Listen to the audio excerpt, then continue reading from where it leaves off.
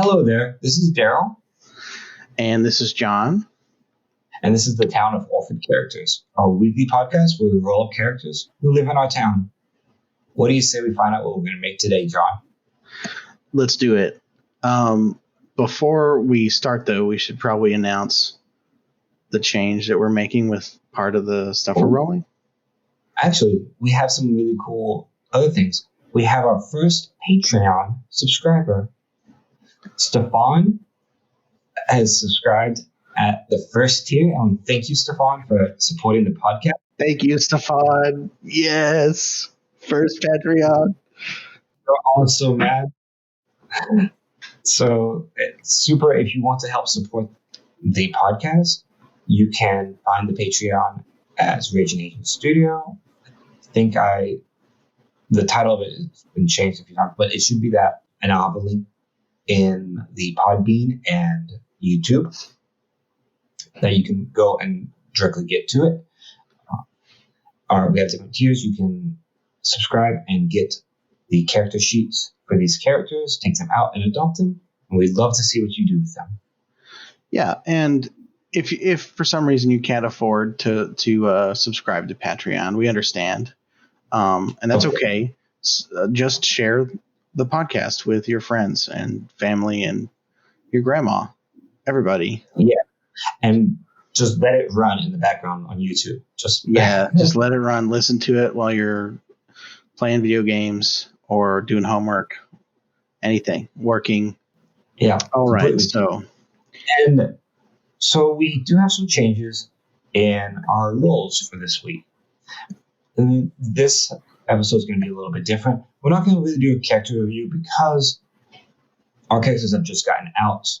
We did make a character, Nevin, last week, who is a half-orc ranger who wants to be a folk hero. He wants to be the hero of the town. He's not great at it. He's not a hero yet, but maybe someday. Yeah. He needs to find his trainer, his Phil, to get him to where he needs to go. Yep. And normally we talk about where this character would be, what their houses have done, and what the character interactions are looking like. And I think overall in our town, it's slowly growing. It's more of a cul-de-sac now. Mm-hmm. A couple of small houses littered around. Everybody's kind of doing their own thing. They are building some small things, maybe getting some different merchants coming in. Stefan is one of those coming in, supplying the town with goods and building up that way. We are adding two new roles. Well, one is a new one is a modification. Yeah, so we got some really helpful feedback from a friend of mine who's been listening to the podcast. And so shout out to my buddy Byron for giving us some pointers and suggestions on how to decide character gender. Yes, thank you. Thank you very much. It means a lot to us to get feedback, especially around topics like this, because we're very much interested in making sure these characters are playable and in a way that is like inclusive to everyone.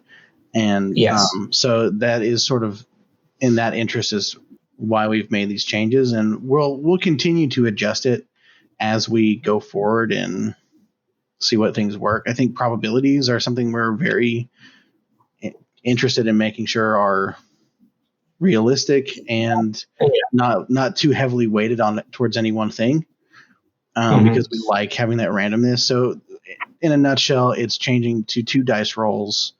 The first is a D6, and that will decide whether the character is male, female, or intersex. And then the second dice roll is a D10, and that will decide whether they present as fluid, androgynous, masculine, feminine, or agender. And in that way, we hope we can both provide inclusive characters and also provide the most amount of room to leave that stuff up for interpretation. Yes, because we really want you to be able to reflect and react and connect with these characters, especially if the different types of skills and backgrounds fit with what you want in a character, or what idea you kind of wanted to play with. We want you to be able to see yourself in these and play. Yeah. And it's important to us that we use terminology that makes sense to people who might be interested in playing those characters, and also fits the communities that have created the terminology. So, of course. And as we talked about in previous podcasts, we get into some very metaphysical debates about the fantasy world. And it's important in these worlds to be grounded in a little bit of knowledge that we have, but also understand that there's going to be times when you have a lizard folk who is technically feminine or female. And what does that look like? They might not express themselves the same way. So it really helps flesh out your world building, is creative and thinking, and helps you step outside and help us step outside of our typical thought process and paradigms. Comfort zone and all that. Yeah. And it makes you more of an empathic player. It gives you that respect for other players at the table, because maybe they are playing something that is heteronormative, but they themselves are not.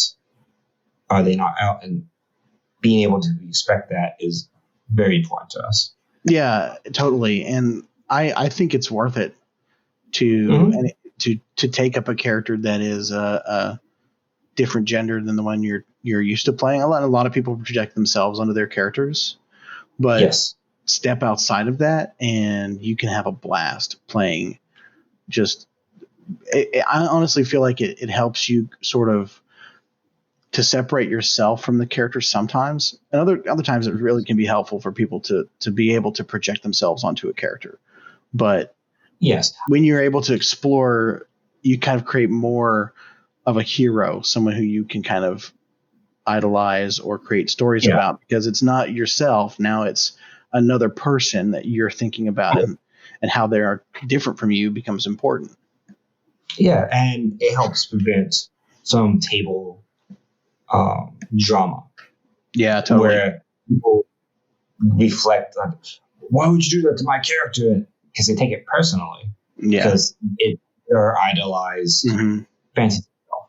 So yeah, it starts to become like more of a character in a book that you're reading about, and you're creating the story with your friends, as opposed to seeing it as everything happening to you in your head. Yeah.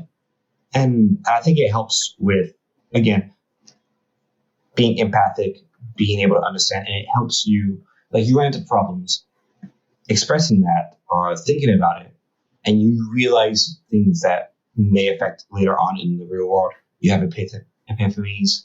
Goodness me, that was a terrible way of saying epiphany. I can't say it. Say it for me. Epiphany. There you go. There you go. Epiphany. You can just splice that in there. Yep. Just epiphany.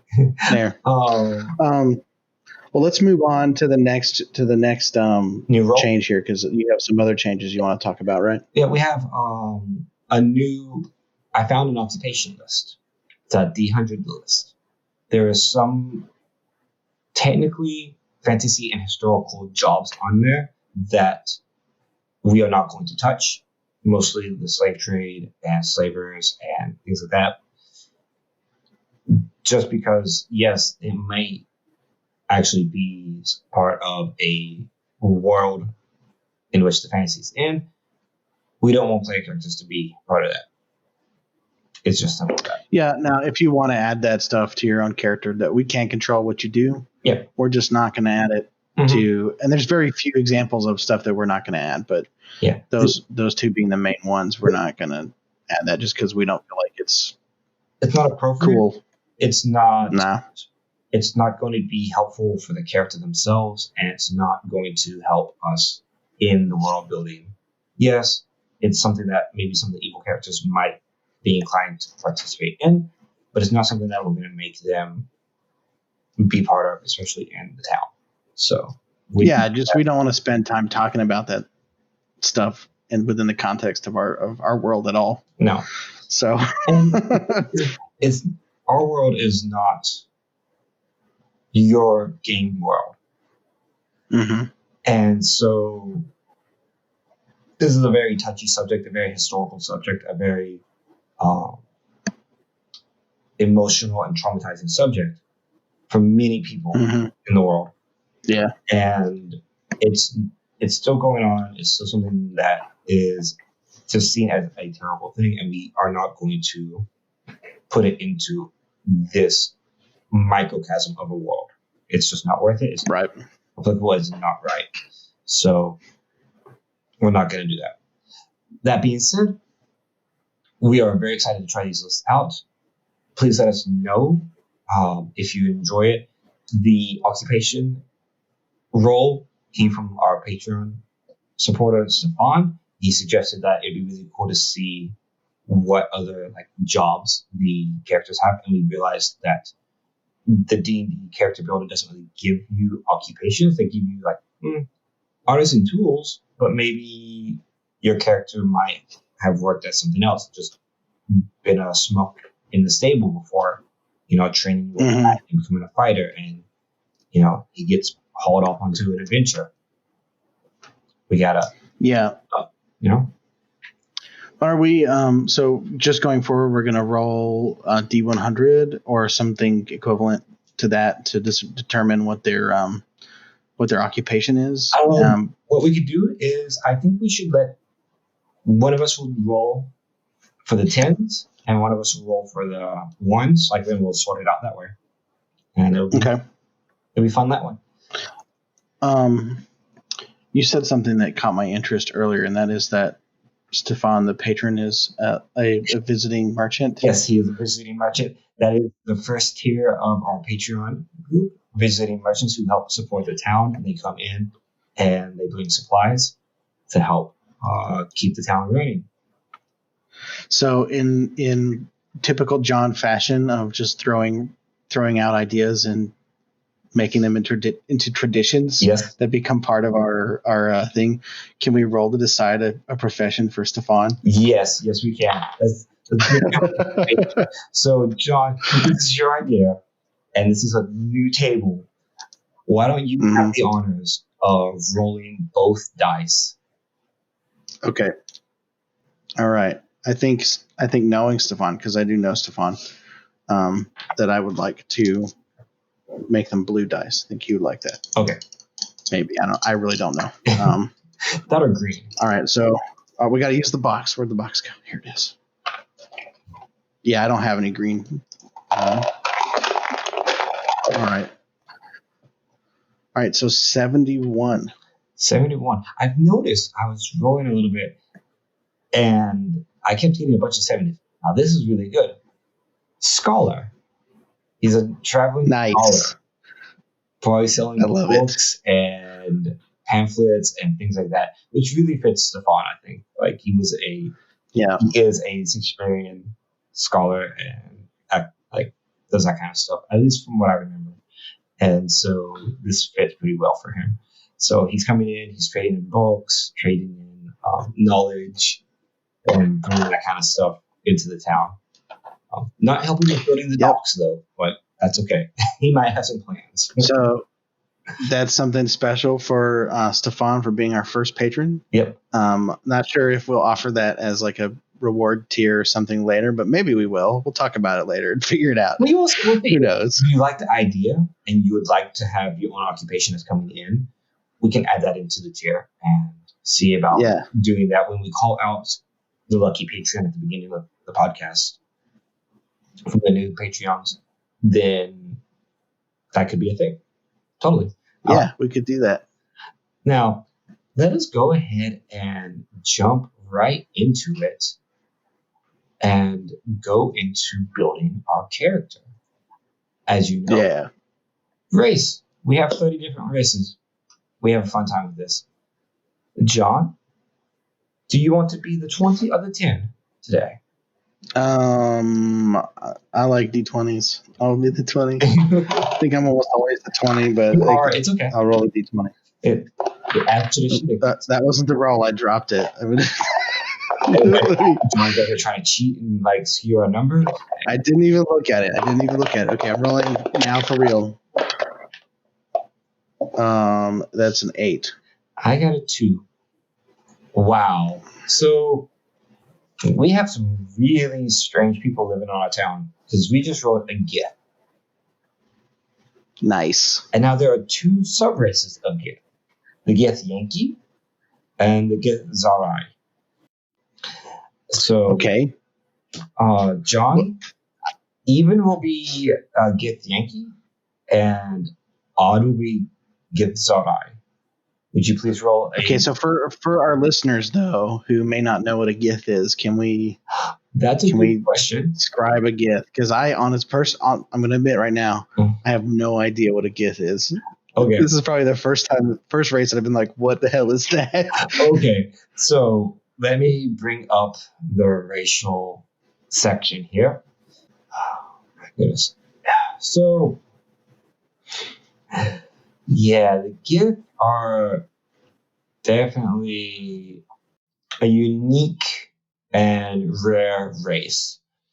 The Gith are an ancient race that were enslaved by the Mind Flayers in the cosmic space of the astral plane.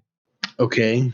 Before the Mind Flayers came to the primary world of Faerun or D&D, they were named after a great leader named Gith who rose up to fight the Mind Flayers.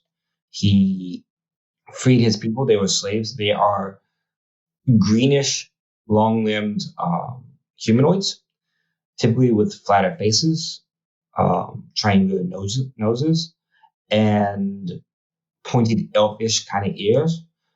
But there are two splits up between them.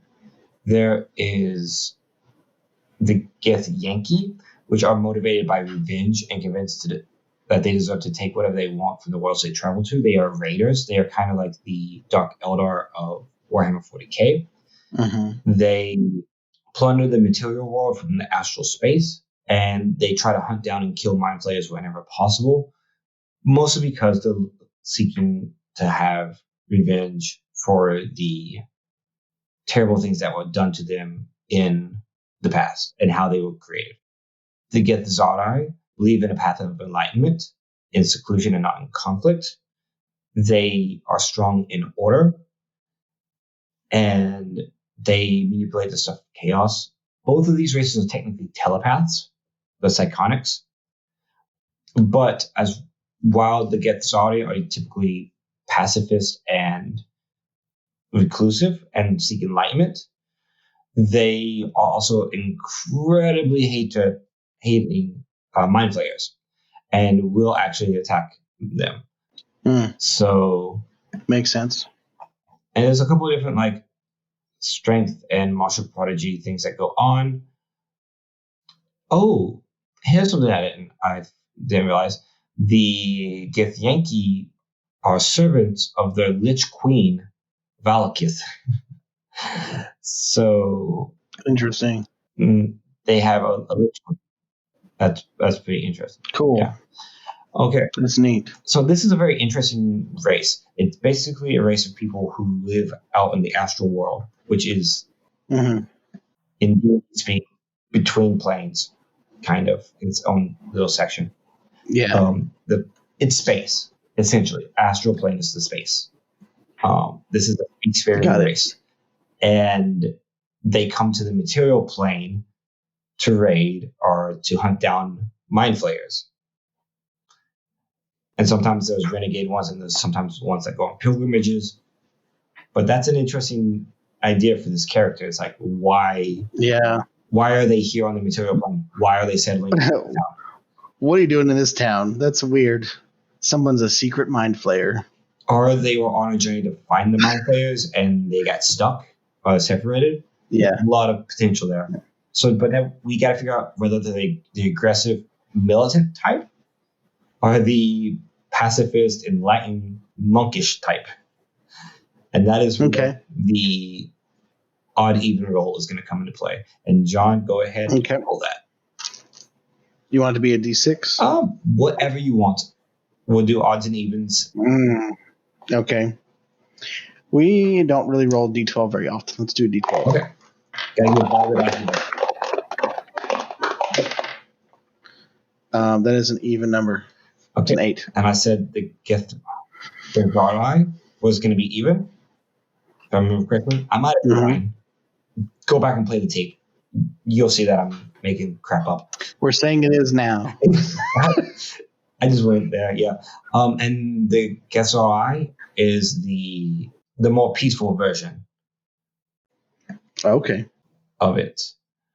Oh goodness. Okay, so we get an increased intelligence by 1, increased wisdom there. Wow. They live for about 100 years. Do we have any rolls that we need to make? No. They have psionics. They know the mage hand cantrip, and the hand is invisible when you cast the cantrip, which is really cool.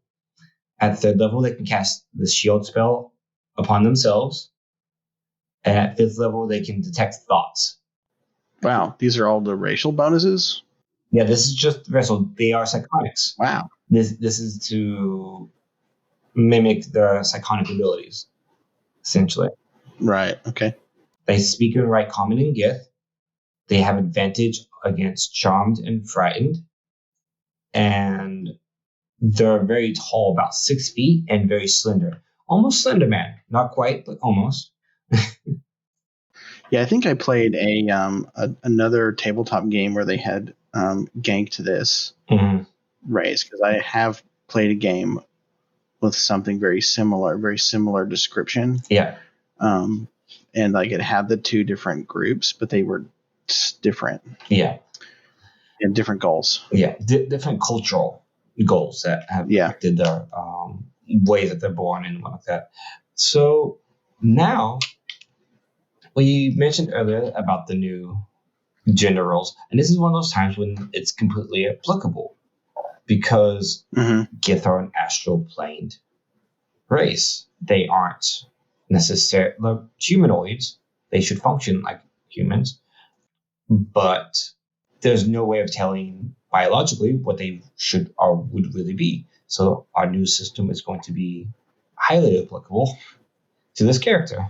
Oh, nice. So, okay. Let's start with Born As, and that's a D6. And I think I would like to roll this time because I have a single white dice out of my 6. I have 2 greens and 2 black, and this one lone white dice who doesn't get to be rolled very often. So 1 intersex. Sweet. So this could be any way. True hermaphrodite. What is it? Pseudo male hermaphrodite, or pseudo female hermaphrodite. However you want to take that. Mm-hmm. Yeah, you decide. Yep. We're just going to say that in this case, they follow more along the gender expression, but they are technically intersex. John, would you roll a D10 so we can figure out how they present themselves to the other races and other people that they run? Yeah, let's roll that D10. I rolled a 3, which is androgynous. Interesting. So this character kind of just dresses in a way. How does this keep happening? Like, these are perfect dice rolls for this particular race. Yeah. And like, what's really great too is like this was a slave race. They don't, maybe the conformity they don't see, like they don't present it. It's not a big concept because they're psionics. They talk and communicate through their mind, and like the gender expression and like the way that they look is very neutral. So they just kind of wear what they want and let other people try to guess what they are. Yeah. Because if you see the Gith, they're very alien looking kind of facial structure. Their nose is upturned. It's flat. They don't really have lips. Their faces are elongated. And granted, a couple of the versions that I've seen skew towards like slanted eyes and more Asian like facial and hair features, but in representation, I feel like it would be very difficult if they didn't have, like, if they were fully clothed, to tell the difference potentially between a male and a female of the race. Yeah. And I think that worked well with what we just rolled up. The art that I've been looking at, though, is, I guess, kind of problematic in that regard, because you definitely can tell male and female apart in this artwork. So, are you looking up official D&D artwork or just fan? I don't know. It looks like fan art, but I can't tell you. Because I think that there is only... I have only seen the official from the Mordecai's Tomes of Foes. Yeah, they've only got, like, really one piece of art for the... No, they have two. They have one that's also a Jahzzar, and the Jahzzar tend to have, like, it shows them as being long coated and whatnot, that with lean musculature and clothing unadorned from ornamentation. Uh-huh. You know, they are monistic. Yeah, the artwork on Forgotten Realms looks a lot more androgynous. Yeah. So I think okay. I think I'm more into, and even in the bestiary for Mordecai's Tomes of Foes, like, the main difference that I can see on the male and female version is longer hair. Yeah. Like, that's about the only distinct difference that you get as far as... That might be what we would do if we rolled the character as masculine or feminine, but in this case, being androgynous, I think middle of the road. Yeah, man, just anything goes, of course, but the idea is that you can't really tell. Yeah, that's pretty much it. And I think one of the main things to remember too is this is how the other characters see this character, so they can't tell. Right. They just... Right. To them, the whatever, and they can't. It's very hard to get that distinction. Now we need to talk about the age. And as far as the age goes, they reach adulthood in the late teens, and they live for about a century. Okay. So, again, we don't want to particularly have a character that's going to run into the issues of old age, because that is an optional rule in D&D for your campaign. You DM may not enforce that. So I think a simple D4, D6, multiply and add to the teens, puts our character kind of in the middle of the road. Well, not necessarily. It could be like a 4 and a 6, and they'd be middle of life. But then Orphan Red would have somebody to talk to, which is nice. He would sit in there in Sophia's park and play chess, and which would be nice. So, John, since you have the clickety-clack box, would you clickety-clack us an age, please? With a D4 and a D6? Yes, please. Okay. Just clarifying, didn't want to pick up the wrong dice. Yep. How I am. Okay. All right. So 4 and a 3. So 12? Yeah, 12. And we'll add that on top of, it says late teens. So I will roll a D4. So on top of 19. So that would be 31. It looks to be. Not bad. No. So that's a pretty solid. It's interesting. It really does feel like this town is going to be a place of young adults moving in, getting tired of the cultures and where they grew up on, getting out to see the world and go adventuring and making the town for themselves. Yeah, man. With one old dude who kind of the father figure wants them all to get off his lawn. Yeah, no. Yeah. He's the guy you're like, oh man, Red, I don't know how to start this barbecue up. But he's like, okay, first you gotta start the charcoal. Don't use any. I'm 34, and that statement is way too close to home. Like, We bought a grill for the first time this year. I'll leave it at that. It's been a good experience. All right, so moving on. Yeah. To alignment. To alignment. Do you have any alignments? So again, we're just going to use our nice simple system of rolling a D10 and consulting the player's handbook because they have a lovely chart there. And it just works that way. I like that better. And we were talking about this, and for our listeners at home, we would like to hear your take on this. If you would like to see us roll the background for the character and its occupation before we roll up the abilities in the class, to kind of give an insight of who or what they were, and then we can explain why they are the class that they are. We're going to try it out. Our GIF here. And if you like it, please leave a comment and share it and let us know. And we'll see what we can't do in the future episodes. So as far as alignment goes, I'm going to roll a D10. Okay. And John's going to tell me what it should be. It's a 5, John. What do you think? Can you get neutral? You're right. I was trying to do not looking at the chart, just trying to visualize it in my head. Yeah. Going left to right from lawful good down is neutral, which is very fitting for, like, are we making, what was that? They were the neutral people of Neutral Town from Futurama. Like, I don't care one way or the other. I don't remember that episode.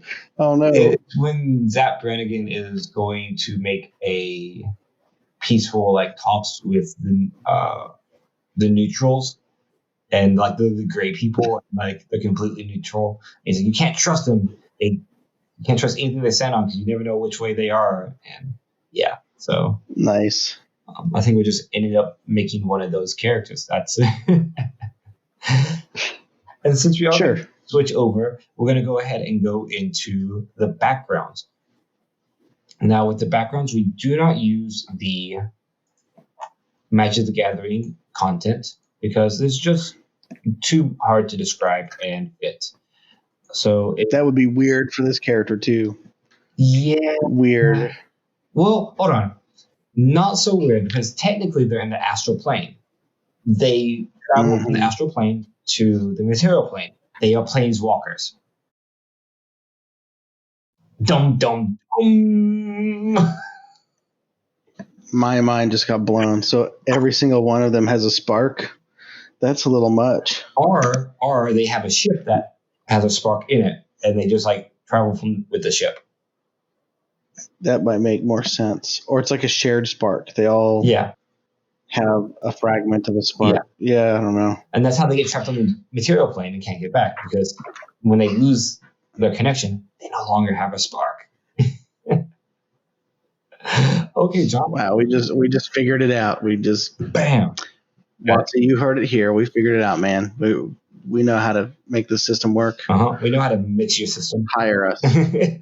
Yeah. John, please roll a d20 and let us find out the background of this Jahzzar. Okay.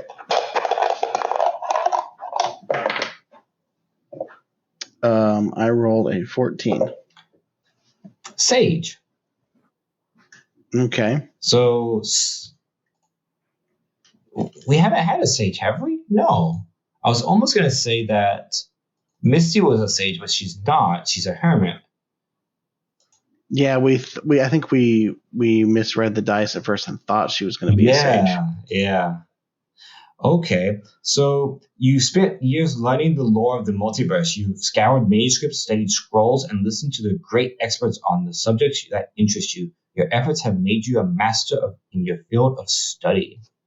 Again, this is just rolling up perfect. It is. I said before with one of our previous characters that we couldn't have made a more perfect character, and yet here we are doing it again somehow. I figured it out. It was Mishira Sunspot, the lizard folk monk, who's a sage. Oh, that's right. And so we do have a sage. But that sage is mostly focused on the sun and its energies. Also neutral, surprisingly, if I remember. Mm-hmm. So pretty good. And this fits really well with the gift. He's a traveling sage, maybe. He studied and was monkish. Fits with the thing. I mean, aside from Celia, who we rolled up perfectly too as the Batfish woman, this character's coming out pretty well. I wonder what they will be like as we continue on. So now we have a bunch of languages, which is 26, and we have 2 of those, so we can both each roll a d20 and a 6-sided dice, and we'll find out what our 2 extra languages are. Are you ready? Yeah. Okay. So what do they speak? Well, do you want me to roll both, or do you want to roll one and I roll one?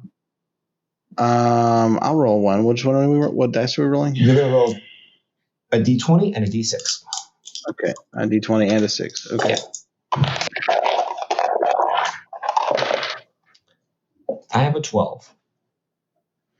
I rolled a 4. A 2 on each dice. Deep speech. Interesting. Okay. Okay, hang on a second here. I took out the Magic the Gathering options. Why is the K rule, the cruel, an option in this? That shouldn't happen. Also, Leonin and Lexodon are not. Why are you storing my languages? No. Just skip the measure counting. Just skip. Okay, so I can either go up to, holy crap, I guess Orc, or go down to Infernal. And I think Infernal is where I would like to go with this character. Yeah, totally. Because not only, so Deep Speech is good because a lot of the Ithlid, the Mind Flayers, and their Elder Brains settle into the deep spaces in the Underdark. They're like the H.P. Lovecraft Cthulhu type things. Yeah, the squid monsters come down like that. So nice. And then he just kind of does that. So he also has the background of researcher. And since we're already here, let's go ahead and roll up the characteristics of them. And then we'll do the other step there. So 2d8, please. All right.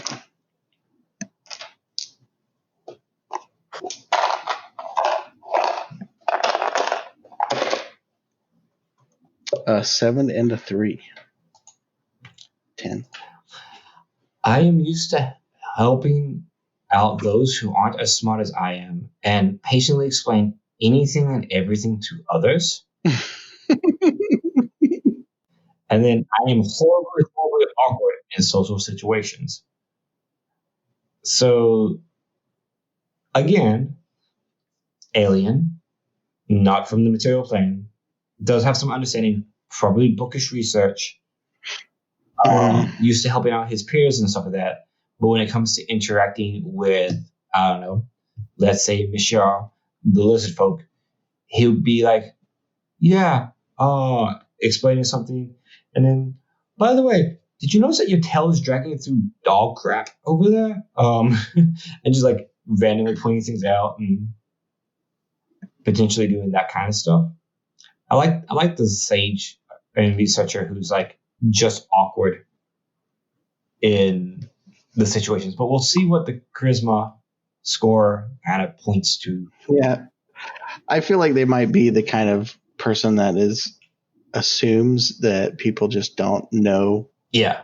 At all, and so it's sort of like a thank you, Captain Obvious thing, where they're like, "Oh, well, let me tell you how this works," and everyone's like, "I know."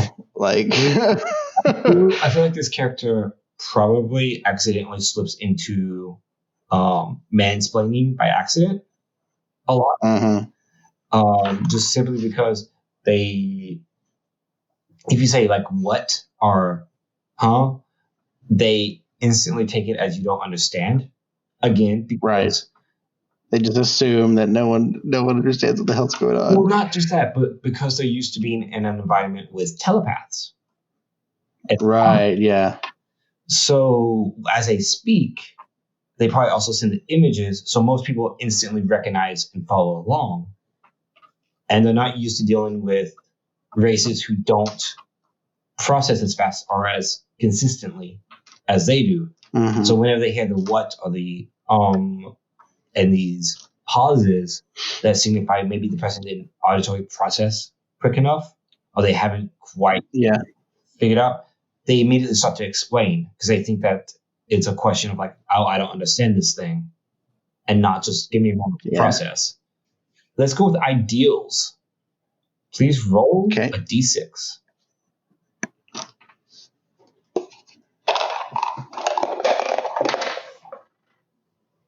One. Knowledge. The path to power and self-improvement is knowledge.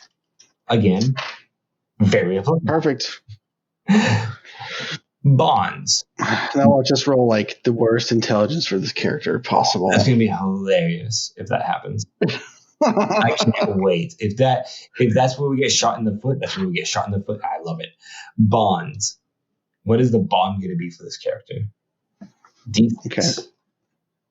Another D6. Rolling it. 4. My life's work is a series of tomes related to a specific field of lore. Ooh, that's interesting. So I kind of like that. As we roll up the class and the abilities, we can be thinking about what it is that they kind of research and are writing. Hold on. Did we just accidentally make like a doctoral student who's like writing his thesis and like doing field research? And assumes that everyone needs to have everything explained to them all the time. Yes. They're just so used to defending the thesis in the guest society that they're like, I just have to explain it all the time. I would love a moment where I don't know, like someone it's like we need some water, and someone's like water, and he's like, or they're like, yeah, it's a liquid state of matter. It's hydrogen and oxygen combined, and like they're like, no, I know what water is. Thank you. There's an intense moment there, negotiating with some kind of prince or something like that, and somebody makes an unreasonable demand, and the guy's like, gold? What do you mean gold? And he's just like, well, gold is a semi-precious metal that yeah. And then, like, everyone just stops and turns like like they just give a complete dictionary definition of gold, commonly pressed into coins or bars for usage in monetary exchange. And everybody just like slowly turns at him. The whole party is like, I can see moments if you play this character well, that you'll get, oh my God, it's another Drax. We accidentally rolled up well, in a way, it's a bit of a Drax, yeah. But I think more so, this is one of those characters that if you're really good at your delivery of jokes and timing for straight man jokes, this is going to be a character that's going to be really good for that. This is going to be the character who ends up breaking the table with laughter. Yeah. Just because if you can time it right and interject and make a comment on something that's so painfully obvious, but so also very in character, it will just derail a situation. It's going to be great. Yeah. John, I love it. The flaw. Maybe this is something that could also help with that. And this is a D6 again, yes, correct?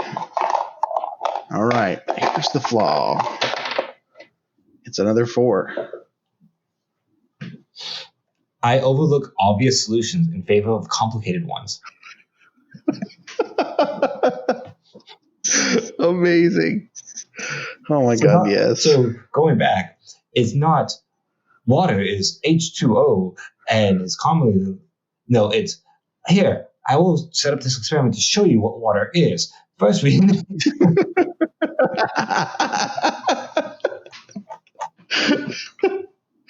Oh, beautiful. that again. Get your timing right. Get your point on, and it's going to be great.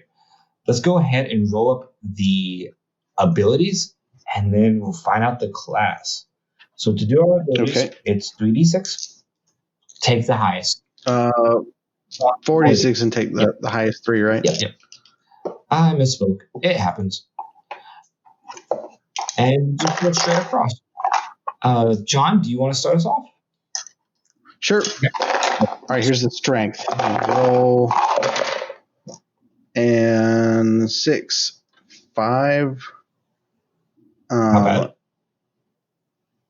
A 2 and a 2. Okay, so 13.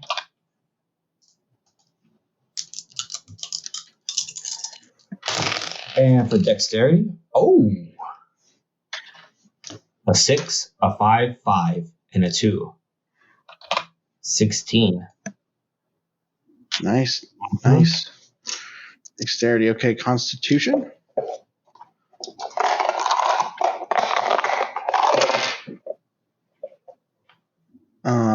Ooh. 4, 2, 1, and 1. Ooh, 7. For a total of 7. Oh. He is a scholar. He is definitely a doctoral student. Been sitting at the computer too long writing up the thesis. It's a good thing that they have high dex. Yes. We'll just say that. It's a real good thing they have high dex. Oh my goodness. Wow. Okay, so we were worried about the intelligence, right? That's not a problem. 6, 6, 5, 2. Wow. So that's a 17? Yes, plus the racial modifier. Jeez. Couldn't be better. That's crazy. The mind players, guys, we are really rolling these dice. That is amazing. The mind players. We're gonna have to eventually just do this on camera on like a live stream, so people believe us when the dice are that good. But at the same time, that'll be the one time that we just roll poo-poo dice the whole game that make no sense whatsoever. Yes. Oh God, John, roll the wisdom. Let's see. Book smart and only book smart. Are they? They are.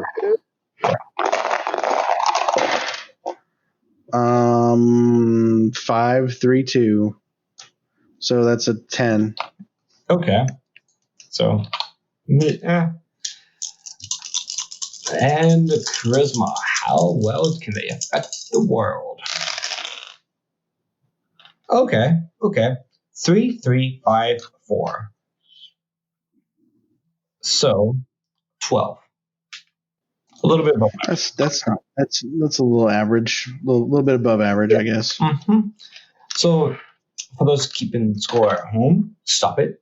Come to Patreon and get the character sheets. But if you're keeping score at home, it's 13 final for the strength, 16 final for dexterity, 7 for constitution, 18 for intelligence, 12 for wisdom, and 12 for charisma. That's nuts. So this is definitely your graduate student going for the doctoral degree, spending lots of time in the library, not exercising, doing research. Very smart. Mm-hmm. And this is going to be one of the only times that I really, really, really, really hope we roll a 12 so we can get a wizard. Because I feel like this character needs to be. But yeah. I want to throw out some pop culture analogs. Yeah. Season 1 Data comes to mind. Ooh, yeah. You know what I mean? Mhm. From Star Trek, The Next Generation. But there's some differences there as well. As much as I don't want to say it, Um, but Sheldon Cooper from Big Bang, yeah. like early on, Big Bang, Sheldon Cooper, where hmm he hmm just assumes everybody's dumber than him and can't really do much. Right. I don't like that one because it's not a great portrayal of nerds or of intellectual, high functioning people. But as far as pop culture references go, it's a pretty spot on one at the moment Yeah. for that. I think if you were like looking for sources to pull from for like making those punchlines, Mhm. it'd be a good, Yeah. possibly a good source to draw from. Yes, I agree with that. But take it with a grain of salt because there are some differences in both examples Mhm. from what we've got here on paper. Yeah, and I mean, again, it also comes to how you want to portray the character's personality. So Yeah. this is all points of reference, places to start, and places where you can begin. Now, I think we need to find out what the character class is, and I think just looking at the stats, obvious choice, wizard, right? Like Mm-hmm. be all wizard. Yeah. Uh, Or sorcerer, maybe. Sorcerer wouldn't be bad. Sorcerers are more charismatic, but that would be really interesting because you get a sorcerer background, which would be really funny because what if this gift has like dragon ancestry? How did that work out? Maybe, Yeah. How does that work? right. That gives a lot of interesting flavor to it. So, but personally, I'm biased. Like you love warlocks, I love sorcerers. Sorcerers are just amazing. Mm-hmm. And if I could roll a sorcerer for almost every campaign, I would. But I could also see something based on Dex, a rogue, because you can go with the what is it, the spell stealing rogue style. Even maybe a Dex fighter. You wouldn't be necessarily up in close combat, but maybe a range. So an Arctic Mm-hmm. fighter class would work. Then again, fighter's pretty generic and go with any character uh, in the build and whatnot. Could a monk also work with this? I don't know The if monk monk would has work. anything that is Monk is intelligence based. it's not intelligence based; it's wisdom based. Oh, that's right. But we have a decent wisdom, and the monk would get unarmored defense with the dexterity and the wisdom. So that's a +4 to the dex armor class. Mm-hmm.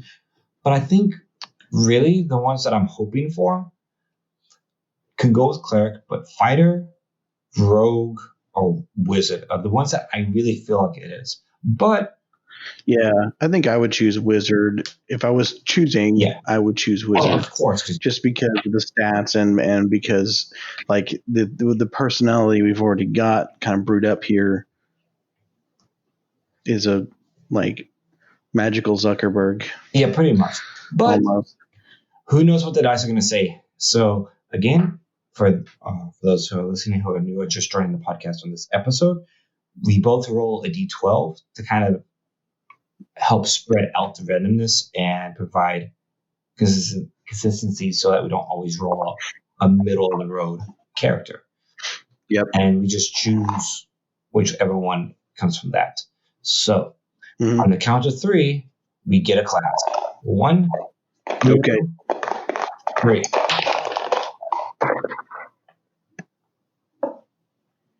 What'd you roll? I got a 7. I rolled a 4.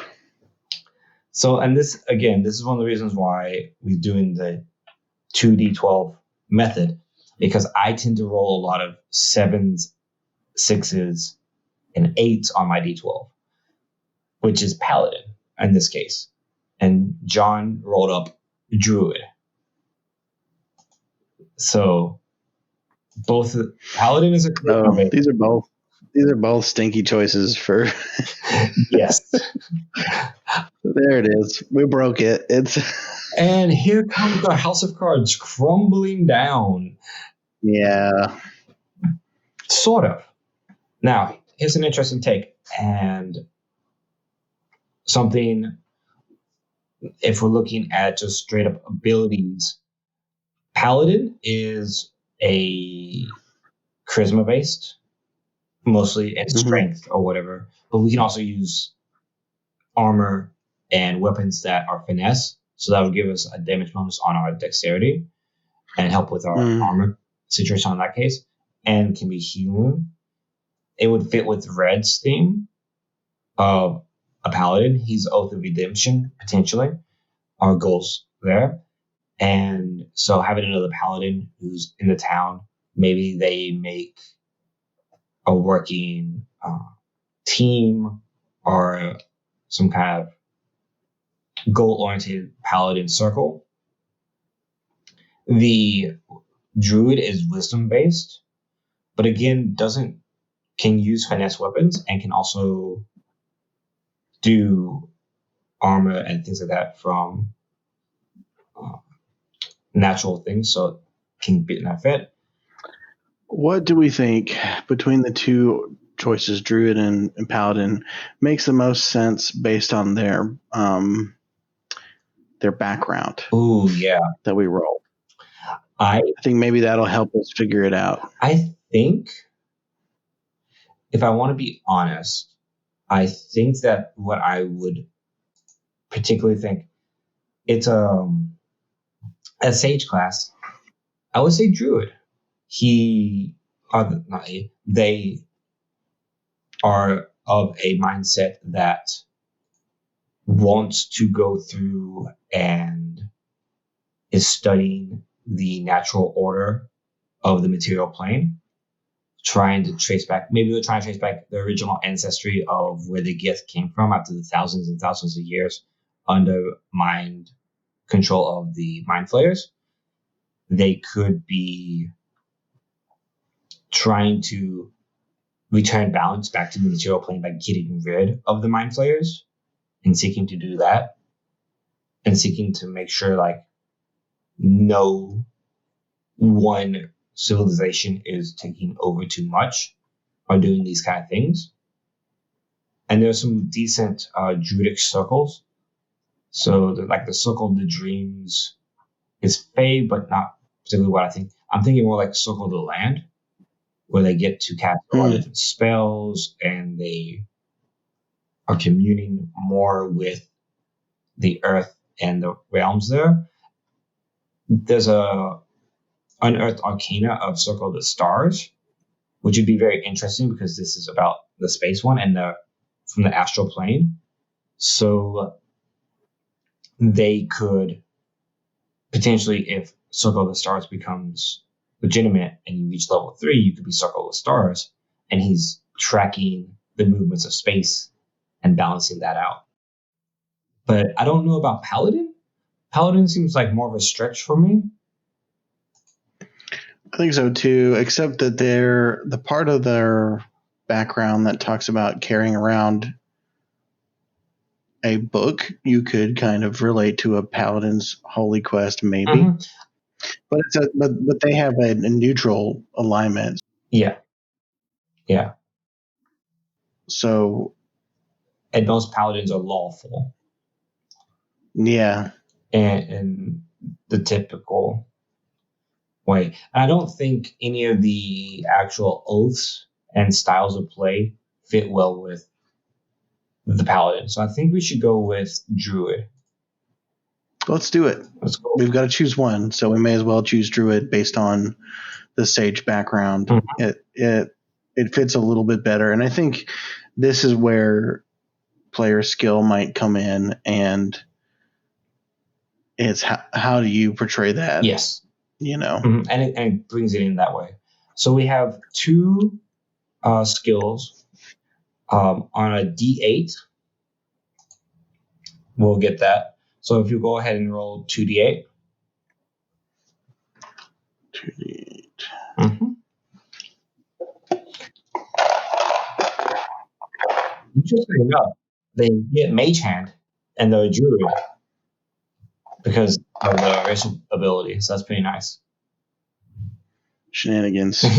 They also have psionic abilities, right? Yeah. So they can They can do a lot of really interesting stuff Yeah. for a druid anyways. Mm-hmm. So maybe lean on those racial skills a little bit more heavily in addition to the druidic stuff. All right, so I rolled a 5 and a 2. So I'm gonna go. We're gonna skip Arcana because we already get that from our background and do Insight.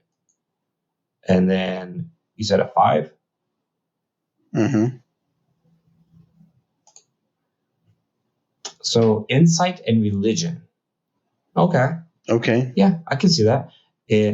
Insight is always useful, especially with a character that has psychic abilities. Yeah.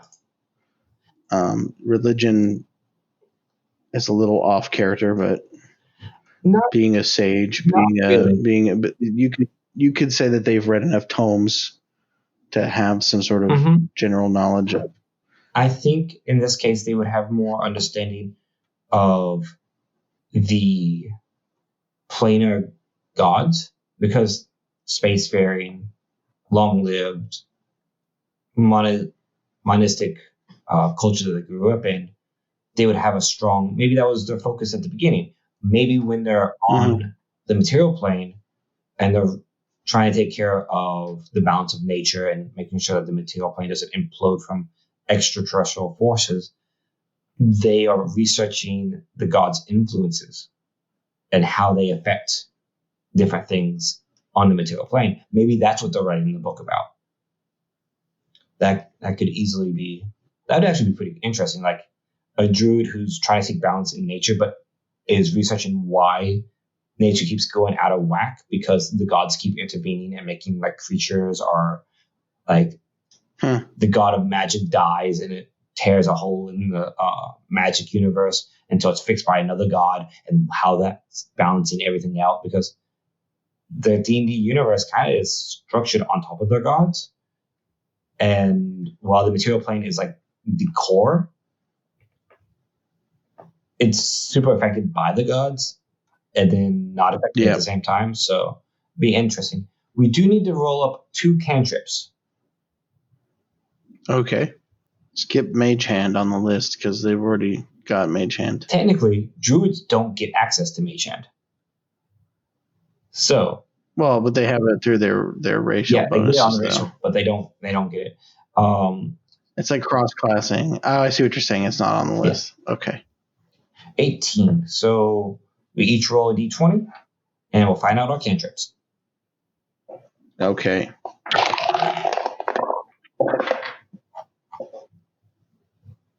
$15. I got a 16. So we got Shape Water and Shillelagh. I always forget what that one does. It's like an attack, isn't it? Shillelagh, you touch a club or quarterstaff that you're holding that's made of wood, and for the duration of your spellcasting, for the duration of the spell, you can use your spellcasting ability score instead of strength for the attack and damage rolls of the melee weapon. Oh, I see. And the damage. So you kind of make a magical weapon out of a stick. Yeah, pretty much. Which is really cool. Like you just pick up a stick and like, Shillelagh, beat you with this stick. Can you cast it? Is it can you cast it as a bonus action? Nice. Yeah. Okay, so that's important. Yeah. And then we also have Shape Water, which allows you to, in a 5-foot cube, to manipulate water. And that's a lot of water that you can do. Just in case you need to like demonstrate what water is to your party. What is water? Explain it. Allow me to explain with a ridiculously elaborate experiment. Yeah, but you can also like change the color of the water opacity, and so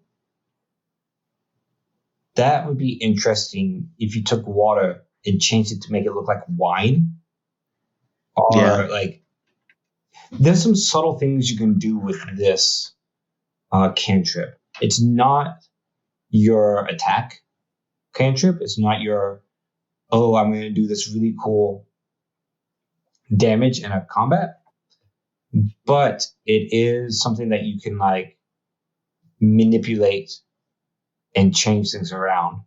Maybe make a bet or religious prophecy. If the water changes directions or does something, you can manipulate that. You have to be very creative, but there's some neat ways of doing it, I think. Yeah, I was playing a more one of the more sort of like murder hobo campaigns that I've played, and we ended up drowning some trolls because trolls regenerate, and so the only way they were unconscious, the only way to kill them, to loot their bodies, was to drown them. Really? Yeah. It was a nice thing to do. It was one of those campaigns where a lot of like after a while I started to realize that we were just murder hobos. I was like, oh no! I was like, I want to tie the kobold up and talk to him, and they're like, that's against your alignment. I'm like, we just suffocated 2 trolls, and now you're telling me that having a conversation is against my alignment? Yeah, because you're a murder hobo. You can't have a conversation. No, it was just against what they wanted to do. All right. Anyways, so I think the last thing we need to do is give this character a name. And lordy, I have no clue how we're going to do that. I don't know what gift names are like. And there's no precedent for it. I have no clue. We can name it whatever we want to. That's too much power for me. That is way too much power for me. I don't want that. All right, let's pull up a random name generator here. We're not going to do the Misty make silly 45 minutes of trying to figure out how to make alliteration names with water that don't work and sound inappropriate. All right. I totally just rolled up the name Dork. I'm not doing that. So here's the thing. Our character is androgynous, and at birth they're intersex. So but there's only a male and only a female name generator. So I just rolled up on the randomize from D&D Beyond. Zarerak. Zarerak. And that sounds explicitly non-human or material plane style, an alien, right? I love it, and it fits. And that doesn't express whether they are expressing themselves as male, female, whatever. It's pretty neutral as far as a name goes, and is odd enough that maybe it's very easy for him to say or for them to say, but for other people it's odd. It's different. Not many people have that many REA repeating vowels in the name like that. So right, yeah. So I think it's better than Dork. I mean, that could be the nickname. Maybe. That probably will be a nickname that people have anyways. I bet you at some point in their adventures are coming into this material plane, they ran into somebody and they were addressed as Dork and oh, that must be a title. And they're like, I am Dork Zarerak. And that's amazing. I love it. Okay, so the official name is Zarerak. We're throwing out. Mm-hmm. Dork as a possible honorific or nickname. Yes. That sounds good to me. And that one's optional. And I think you can take this character however you want to as far as the Druid goes. I think they'd have a lot of fun with Sophia. And that's really nice that there's going to be 2 Druids to kind of help maintain a balance of the town as it grows. You'll see this being more of a self-sustaining village and being more in harmony with the nature in the areas around it. So, we rolled up the occupation, right? We did not for this character. No. Oh, not for this character. We rolled up one for our buddy Stefan, but not for for Dork. I was thinking it's a scholar. He's oh yeah. No, when you said scholar, I thought you were just referring to the background of being the background sage. sage, yes, but I didn't think about that. Yeah. Because they get the background researcher. Granted, this does kind of sound like Stefan as far as like the sage and the Gith. Like I remember him A little bit. like not necessarily the other parts, but that background. So real quick, I'm gonna roll a 14. Butcher.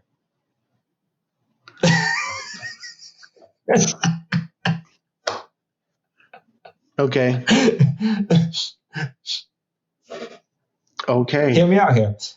This one totally breaks. No, it doesn't. Because however you want to take this character, remember they're writing a book and doing research on the material plane.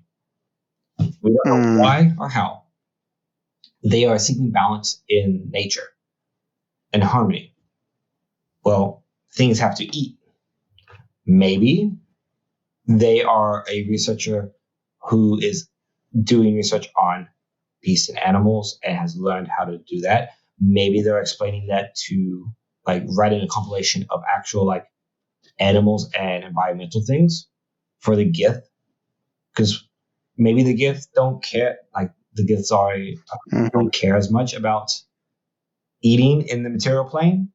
And so this Gith is spending time researching and writing cookbooks, basically. Mm-hmm. Like, yeah, I was going to suggest that.